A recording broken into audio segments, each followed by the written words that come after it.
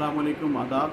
सबसे पहले मैं अपने बेलागंज वासियों को शुक्रिया अदा करना चाहता हूँ और उन्हें धन्यवाद देना चाहता हूँ कि मुझे एआईएम की तरफ से कैंडिडेट बनाया गया है बेलागंज 232 बेलागंज की विधानसभा का। मैं बेलागंज के 2,86,000 मतदाताओं का प्रतिनिधित्व करने जा रहा हूँ। मैं किसी विशेष का प्रतिनिधित्व नहीं करने जा रहा हूँ और इस बार के युवाओं से मेरी एक ख़ास अपील है, एक गुजारिश है कि आप सबसे पहले ये देखिए कि हम लड़ाई लड़ते हैं अपनी लीडरशिप की, क़यादत की लड़ाई लड़ते हैं। हम लालू जी के ख़िलाफ़ खड़े हैं। आज 15 सालों से लालू जी को हमने बिहार में मुसलमानों ने एक तरफ़ा राज चलाया और आज हमें क्या मिला? हमें उनके बेटा के रूप में एक उनका मिला, जानशी मिला। लेकिन हम फिर नीतीश की तरफ जब इशारा करते हैं तो 18 साल उनका देखा हम लोगों ने। उन्होंने भी मुस्लिम को वोट तो लिया और लेकिन मुस्लिम की लीडरशिप को आगे नहीं बढ़ने दिया।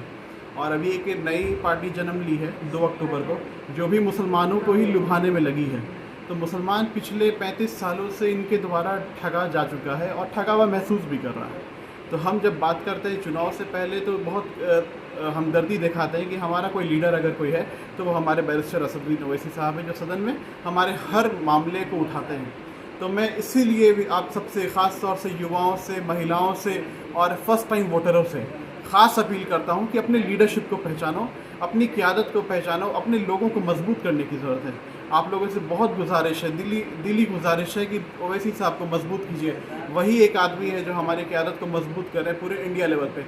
जैसा कि अभी आप लोगों ने देखा होगा कि दुनिया के 500 इन्फ्लुएंशियल लोग में भी उनका नाम आया। तो ये वजह है, ये आपकी ताकत है। AIMIM ये A to Z की पार्टी है, इसमें हर लोग शामिल हैं और आप ख़ासतौर से देखिए हर पार्टी का एक वोट बैंक होता है। जिस तरह से RJD का वोट बैंक यादव समाज है और मांझी की पार्टी हम है, उसका मांझी समाज है, मल्लाह की पार्टी है और पासवान की पार्टी है, लेकिन मुसलमानों की पार्टी नहीं है। अगर AIMM है मुसलमानों की पार्टी, लेकिन लोग इस पर किनारा कसते हैं। आप देखते होंगे कभी भी गठबंधन में इन्हें शामिल नहीं किया था। तो मैं इस चीज़ पे ध्यान लगाने के लिए कहता हूँ कि ये युवाओं को ये ध्यान लगाना चाहिए कि मुसलमान की इतनी बड़ी आबादी को इग्नोर किया जा रहा है। जो कहते हैं कि वोट काटने के लिए आए हैं, उन्हें क्या कहना चाहेंगे?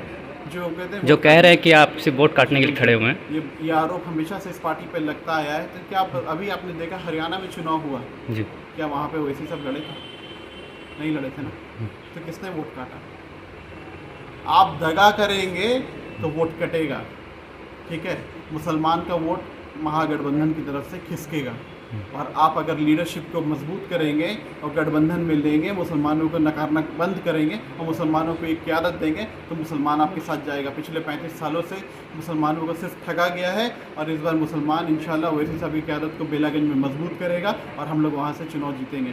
और मेरा एक और ख़ास गुजारिश है वहाँ के तमाम लोगों से और गया के तमाम लोगों से और अगल बगल के विधानसभा की तमाम जनता से, क्योंकि लोकतंत्र में जनता की ताकत होती है। तमाम लोगों से गुजारिश है कि कल 24 तारीख को मैं 11 बजे नामांकन करने जा रहा हूँ।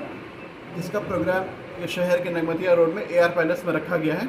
वहाँ से हम लोग निकलेंगे और जा कर के नॉमिनेशन करेंगे। उसमें आप सबसे गुजारिश है कि प्लीज़ अधिक से अधिक लोग इसमें शामिल हों और ओवैसी साहब को मजबूत करें और अपनी क़यादत को पहचानें। अपनी पार्टी है, अपना वोट है, तो हम लोग की जितनी हिस्सेदारी है उतनी हमारी, जितना हिस्सेदारी उतनी हमारी दावेदारी भी होनी चाहिए।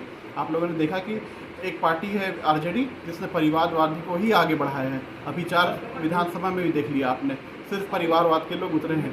जहां आप बात करते हैं रामगढ़ की, वहां पे भी जगदानंद सिंह ने अपने पुत्र को उतारा।